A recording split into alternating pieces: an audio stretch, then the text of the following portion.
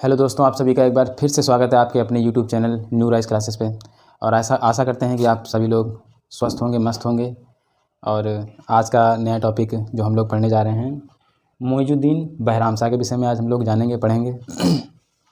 तो कल हमने रजिया के विषय में पढ़ा था कि रजिया किस तरीके से सल्तनत की गद्दी को किस प्रकार अपने हाथों में ले लेती है और किस प्रकार उसका वध किया जाता है कैथल के युद्ध में, कैथल नामक मैदान पर, जो कि दिल्ली के ही आसपास कहीं पाया जाता है। जिसके बाद मोइजुद्दीन बहराम शाह को तुर्क अमीरों द्वारा गद्दी पर बिठाया जाता है। तो दोस्तों होता क्या है, मोइजुद्दीन बहराम शाह ये भी एक सिर्फ नाम मात्र के लिए सुल्तान होते हैं। तो दोस्तों आज का हम अपना नया टॉपिक शुरू करेंगे, मोइजुद्दीन बहराम शाह। शासनकाल के विषय में जानेंगे। इनके शासनकाल कितना था इनका, 1240 से 1242 ईस्वी। 1240 से 1242 ईस्वी। दोस्तों शासनकाल इनका कोई ज़्यादा लंबा नहीं था, 2 वर्ष का शासनकाल था। क्योंकि ये खुद ही एक अयोग्य शासक थे, अयोग्य सुल्तान थे। इनको गद्दी पर बिठाने का जो कार्य है वो तुर्क अमीरों द्वारा किया जाता है, जिसमें गैर मुस्लिम भी शामिल होते हैं। और नए मुसलमान यानी कि जो ताजिक होते हैं, जो तुर्क नहीं होते हैं, वे मुसलमान भी इनको गद्दी पर बिठाने के लिए जिम्मेदार होते हैं। तो दोस्तों इनके शासनकाल में एक पद का सृजन होता है। बहुत ही इम्पोर्टेंट प्रश्न है, जो कि परीक्षाओं के दृष्टिकोण से बार बार वह प्रश्न पूछा जाता है कि नायबे ममलिकत या नायबे ममलूक या नायबे ममलिकत पद का सृजन किसके काल में हुआ। प्रश्न पूछा जाता है दोस्तों कि नायबे ममलिकत पद का सृजन किसके काल में हुआ। तो दोस्तों याद रखना आप कि नायबे ममलिकत पद का सृजन बहराम शाह के काल में होता है। किस पद का, नायबे ममलिकत। नायबे ममलिकत।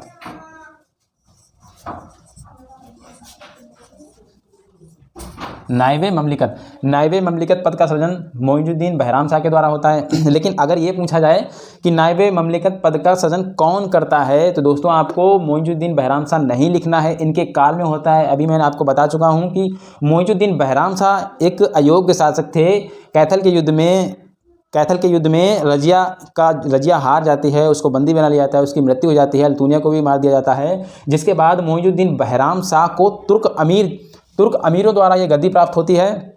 तो तुर्क अमीर ये नहीं चाहते हैं कि कोई भी सुल्तान जो उनके खिलाफ कार्य करे, ऐसा सुल्तान गद्दी पर नहीं बैठाना चाहते थे। इसलिए वे अपने जो एक अयोग्य व्यक्ति होता है बहराम शाह उस समय, तो लेकिन ये होता क्या है दोस्तों कि वो जो तुर्क अमीर जो होते हैं, यानी कि जो 40 गुलामों का दल होता है, उन्हीं में से तुर्क अमीर होते हैं, वो कभी ये नहीं चाहते हैं कि ये पद किसी इल्तुतमिश के वंश को छोड़कर किसी अन्य वंश को मिल जाए। हालांकि ये भी नहीं चाहते हैं कि कोई ऐसा व्यक्ति इस वंश से बैठ जाए जो पूरे सल्तनत पर शासन कर ले, ऐसा भी वह नहीं चाहते थे। इसलिए वह इल्तुतमिश के वंश के एक अयोग्य शासक, यानी ये रजिया के भाई ही हैं। रजिया के भाई मोइजुद्दीन बहराम शाह रजिया के भाई हैं, लेकिन ये अयोग्य हैं। और मैं ये बात आपको पहले ही बता चुका हूँ कि सल्तनत काल में या मुगल काल में सुल्तानों द्वारा या बादशाहों द्वारा एक पत्नी नहीं बहुविवाह का प्रचलन था, और उनकी कई पत्नियाँ होती थीं। तो हालांकि ये रजिया के भाई होते हैं, लेकिन अयोग्य शासक होते हैं, और इनको तुर्क अमीरों द्वारा शासन पर, इन गद्दी पर बिठाया जाता है।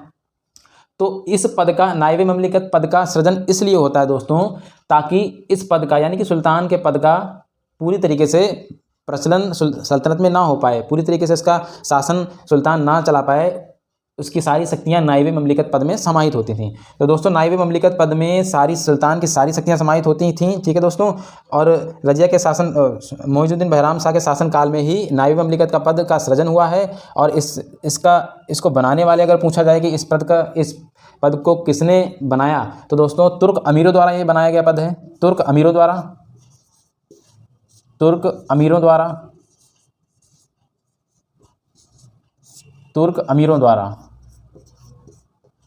जबकि अगर यह क्वेश्चन इस प्रकार से पूछा जाए कि ऐसा कौन सा सुल्तान है जिसके काल में नायबे ममलिकत पद का सृजन हुआ, तो मोइजुद्दीन बहराम शाह। लेकिन अगर यही क्वेश्चन इस प्रकार से पूछा जाए आपसे कि नायबे ममलिकत पद का सृजन किनके द्वारा किया गया है, और ऑप्शन में ये दोनों हों, तो आपको तुर्क अमीरों द्वारा इस पद का सृजन किया गया, आपको आंसर ये लगाना है। तो आपको ये विशेष बात आपको ध्यान रखनी है दोस्तों। आगे एक और ख़ास बात जो इनके शासनकाल में होती है, मंगोल आक्रमण पहली बार मोइनुद्दीन बहराम शाह के शासनकाल में ही होता है। पूछा जाता है कि ऐसा कौन सा सल्तनत काल का सुल्तान था जिसके शासनकाल में पहली बार मंगोल आक्रमण हुआ। तो पहली बार मोइनुद्दीन बहराम शाह के शासनकाल में प्रथम मंगोल आक्रमण होता है। प्रथम मंगोल आक्रमण, प्रथम मंगोल आक्रमण,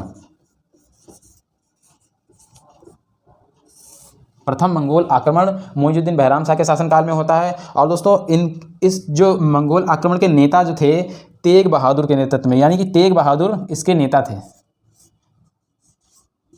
तेग बहादुर, तेग बहादुर इस प्रथम मंगोल आक्रमण के नेता थे। आपको ये खास बात, ये बहुत ही अति महत्वपूर्ण को प्रश्न है दोस्तों, कई बार पूछा जा चुका है और उम्मीद करता हूँ ऐसे प्रश्न आपकी परीक्षाओं में बार बार पूछे जाते रहेंगे। तो आशा करता हूँ कि इन चीज़ों को आपको बड़े ध्यानपूर्वक समझना है, पढ़ना है, ठीक है। तो प्रथम मंगोल आक्रमण मोइनुद्दीन बहराम शाह के शासनकाल में हुआ। इसका अगर आपसे पूछा जाए इस प्रथम मंगोल आक्रमण का नेता कौन था, नेतृत्वकर्ता कौन था, तो तेग बहादुर इसके नेतृत्वकर्ता थे दोस्तों।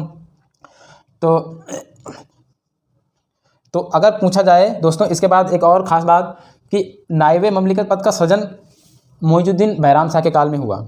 लेकिन अगर ये आपसे ये पूछा जाए कि नायब ममलिकत पद को प्रथम बार कौन पाता है या प्रथम बार यह पद किसको प्राप्त होता है, तो दोस्तों आपको याद होगा कि जब रजिया का शासनकाल था तो रजिया के शासनकाल में रजिया के एक अमीर यानी कि ऐतगीन, जो कि जिसके विषय में मैंने आपको बताया था कि रजिया के शासनकाल में अमीर हाजिब हुआ करता था। रजिया ने उसको अमीर हाजिब का पद प्रदान किया था, लेकिन वह रजिया से विश्वासघात करता है और उसके खिलाफ होने वाले विद्रोहों का महत्वपूर्ण नेता होता है, एक सबसे प्रमुख नेता होता है ऐतगीन। तो दोस्तों ऐतगीन रजिया के खिलाफ विद्रोहों का प्रमुख नेता होता है, इसलिए तुर्क अमीर नायब ममलिकत पद को सबसे पहले किसको देते हैं दोस्तों, ऐतगीन को। तो यह पद सबसे पहले ऐतगीन को प्राप्त होता है, ऐतगीन। तो दोस्तों यह नायब ममलिकत पद का पहली बार जो पद प्राप्त होता है ऐतगीन को प्राप्त होता है। क्यों प्राप्त होता है, क्योंकि यह रजिया के खिलाफ षड्यंत्र में, विद्रोह में सबसे प्रमुख नेता होते हैं उस समय। तो ऐतगीन दोस्तों, ऐतगीन के विश्वासघात के कारण ही रजिया कैथल के मैदान में युद्ध हार जाती है और रजिया को बंदी बना लिया जाता है। रजिया और अल्तुनिया का दोनों की हत्या कर दी जाती है। तो इस प्रकार से यह ऐतगीन ही होता है। दोस्तों आगे कुछ और तथ्यों को जानेंगे हम।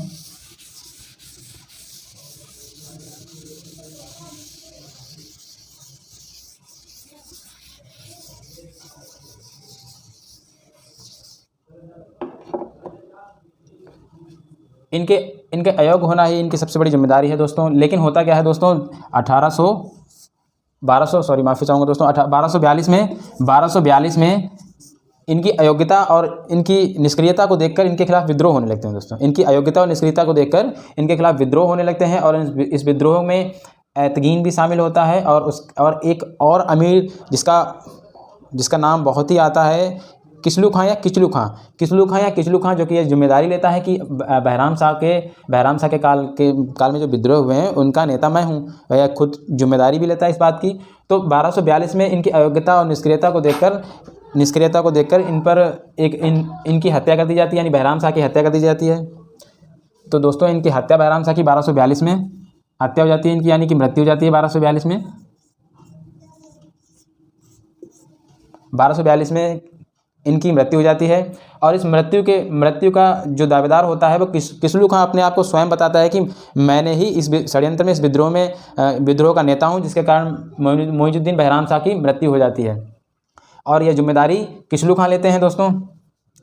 इस किसलू खां के बाद हालांकि तुर्क अमीर यह नहीं चाहते थे कि कोई भी इलवरी वंश के अलावा या शमसी वंश के अलावा कोई भी अन्य व्यक्ति सुल्तान के पद पर आसीन हो।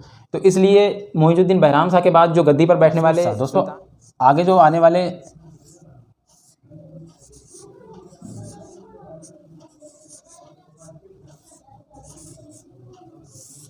अलाउद्दीन मसूद शाह।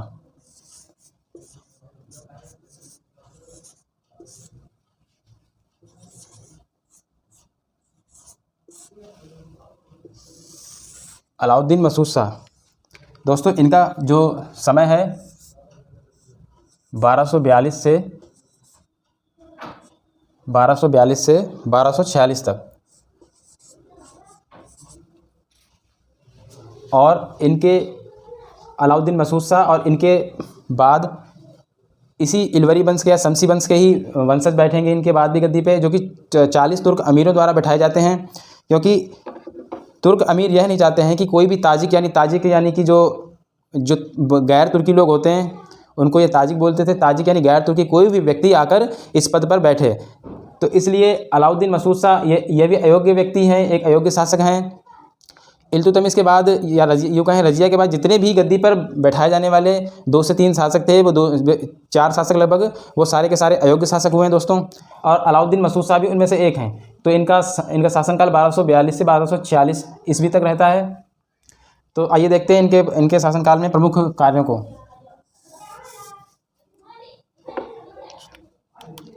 अब ये तुर्क अमीरों द्वारा तुर्की अमीरों द्वारा पद प्राप्त करते हैं।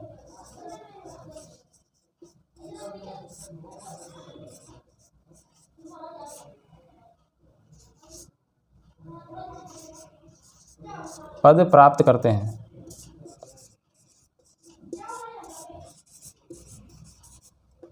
तो दोस्तों अलाउद्दीन मसूद शाह को 1242 में गद्दी पर बिठाया जाता है, और तुर्क अमीर किस्लू खां जो कि यह जिम्मेदारी लेता है कि जो बहराम शाह के विरुद्ध जो विद्रोह किया गया था उसका नेता वह स्वयं है, उसको सुल्तान ना बनाकर अलाउद्दीन मसूद शाह को सुल्तान बना लिया जाता है।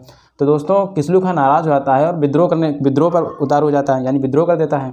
तो उसके विद्रोह को दबाने के लिए बलबन महत्वपूर्ण भूमिका निभाते हैं। तो जब बलबन महत्वपूर्ण भूमिका निभाते हैं तो बलबन को हाँसी की अक्ता प्रदान की जाती है। इस प्रकार बलबन को पहली बार यानी कि हाँसी की अक्ता प्रदान की जाती है। हाँसी की अक्ता,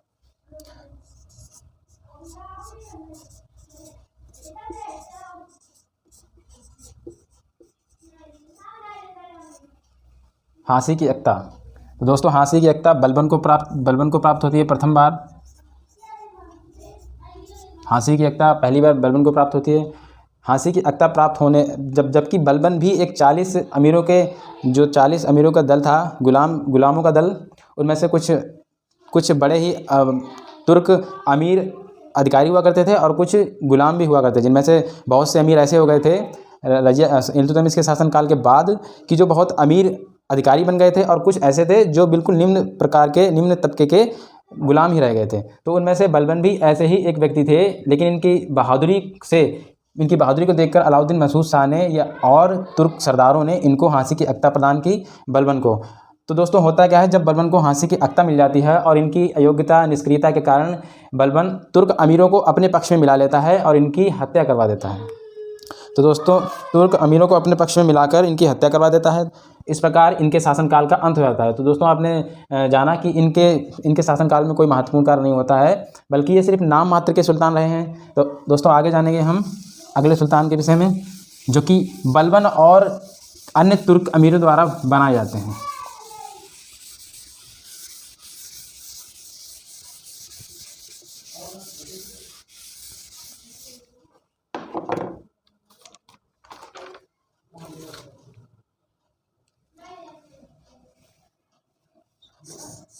नासिरुद्दीन महमूद।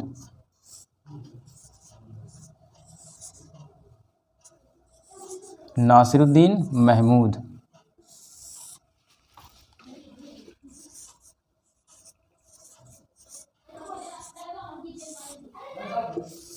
नासिरुद्दीन महमूद। तो दोस्तों नासिरुद्दीन महमूद यानी जब बलबन सत्ता हासिल कर लेते हैं और तुर्क अमीरों को अपने सहयोग से अपने साथ मिला लेते हैं, तो नासिरुद्दीन महमूद को भी उसी तरह सुल्तान बनाया जाता है जिस तरह से पिछले सुल्तान बनते चले आए हैं, यानी कि ये भी एक अमीरों के हाथों की कठपुतली बनकर सिर्फ रहेंगे। तो दोस्तों नासिरुद्दीन महमूद एक बहुत ही संत प्रकृति का सुल्तान रहा है। पूछा जाता है सल्तनत काल में वह कौन सा सुल्तान है जो संत प्रकृति का था। तो दोस्तों आपको ये महत्वपूर्ण विशेष ध्यान रखना है कि नासिरुद्दीन महमूद संत प्रकृति के, संत स्वभाव के सुल्तान थे।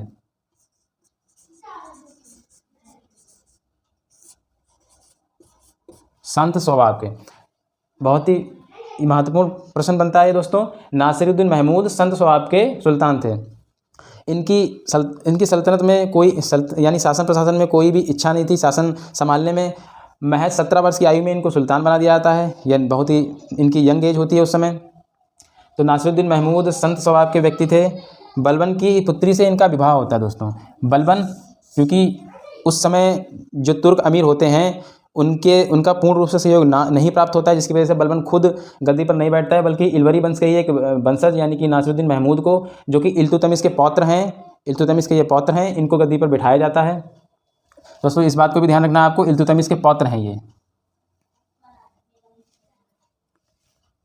इल्तुतमिश के पौत्र, इल्तुतमिश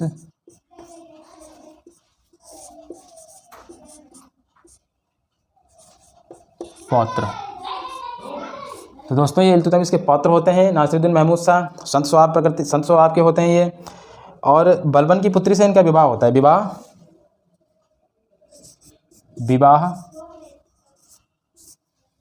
बलबन की पुत्री से,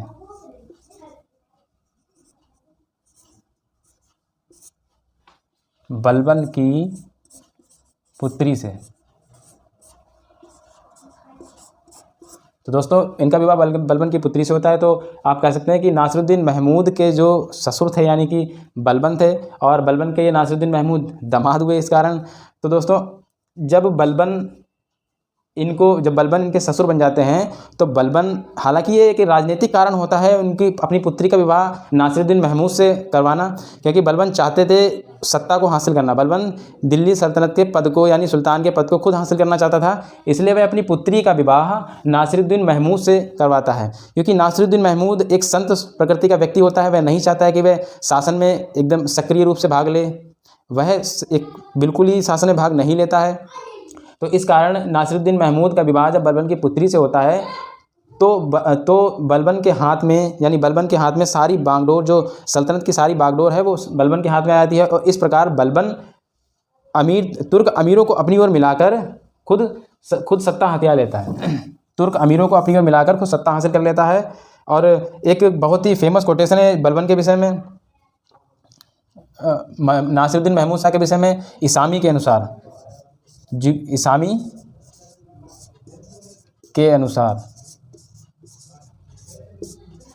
इसामी के अनुसार एक बहुत ही महत्वपूर्ण प्रश्न बनता है। इसामी के अनुसार एक बहुत ही महत्वपूर्ण कोटेशन है, जिसको आपको बहुत विशेष तौर पे ध्यान रखना है दोस्तों, क्योंकि ये एक ऐसे नाम मात्र के सुल्तान हुए हैं। इनके विषय में इसामी ये कहते हैं कि नासिरुद्दीन महमूद बिना तुर्कों की इजाज़त के ना ही उठता था, ना ही बैठता था, ना ही खाता था, ना ही पीता था। दोस्तों ये आपको विशेष ध्यान रखनी होगी कि नासिरुद्दीन महमूद, इसामी के अनुसार नासिरुद्दीन महमूद बिना तुर्कों की इजाज़त के ना ही उठता था, ना ही बैठता था, ना ही खाता था, ना ही पीता था। तो आपको ये ध्यान रखना है, बिना तुर्कों की इजाज़त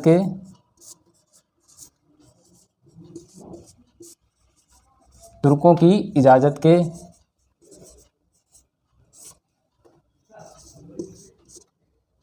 महमूद ना बैठता था, ना खड़ा होता था,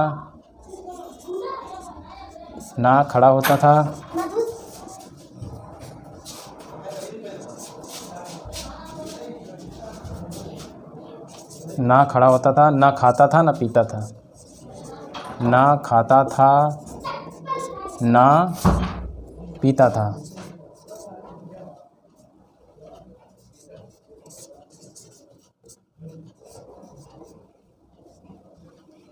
तो ये महत्वपूर्ण कथन को आपको याद रखना है दोस्तों। बिना तुर्कों की इजाज़त के महमूद ना ही बैठता था, ना खड़ा होता था, ना खाता था, ना पीता था। तो आपको इस बात से, इसामी के इस कथन से आपको ये अंदाज़ा हो गया होगा कि किस प्रकार नासिरुद्दीन महमूद एक निष्क्रिय सुल्तान रहे हैं, एक निष्क्रिय शासक रहे हैं दिल्ली सल्तनत के, संत प्रकृति वाले, इल्तुतमिश के पौत्र।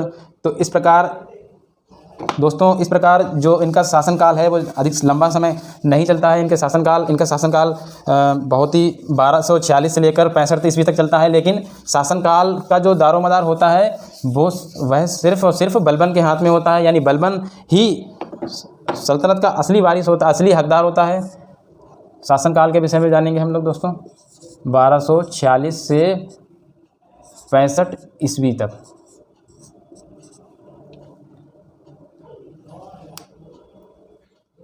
तो दोस्तों क्या होता है, इनकी निष्क्रियता और इनकी कमजोरी को देखते हुए बलबन अपने हाथों में सत्ता ले लेता है। बलबन वास्तविक सुल्तान बन जाता है। वास्तविक सुल्तान।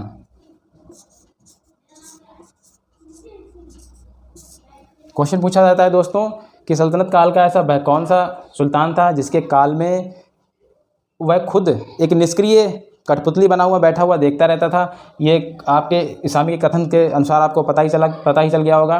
और वास्तविक सत्ता उसके नायब यानी उसका नायब बलबन के हाथों में होती है। तो इस प्रकार आगे चल के दोस्तों इनको कारागार में डाल दिया जाता है और बलबन सत्ता हासिल कर लेता है। पाउस करिए। तो दोस्तों नासिरुद्दीन महमूद के काल में एक विद्रोह होता है किसलू खां का। तो उस विद्रोह को दबाने में बलबन महत्वपूर्ण भूमिका निभाते हैं। तो जब किसलू खां का विद्रोह, किसलू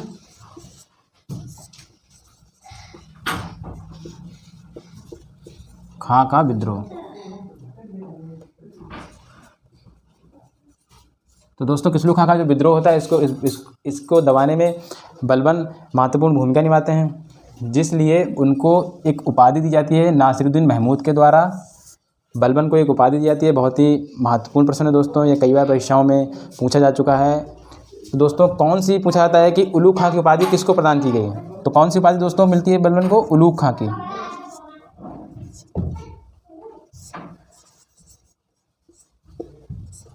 उलूग खां की उपाधि, उलूग खां की उपाधि। तो दोस्तों बलबन को उलूग खां की उपाधि प्राप्त होती है 1249 ईस्वी में। 1249 ईस्वी में नासिरुद्दीन महमूद शाह के द्वारा।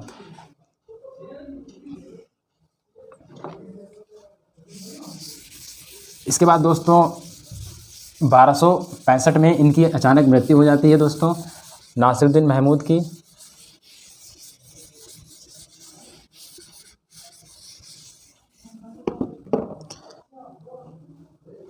1265 में इनकी मृत्यु जाती है दोस्तों नासिरुद्दीन महमूद की मृत्यु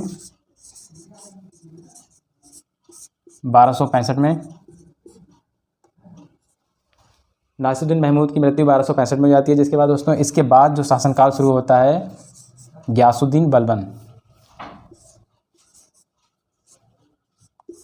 गियासुद्दीन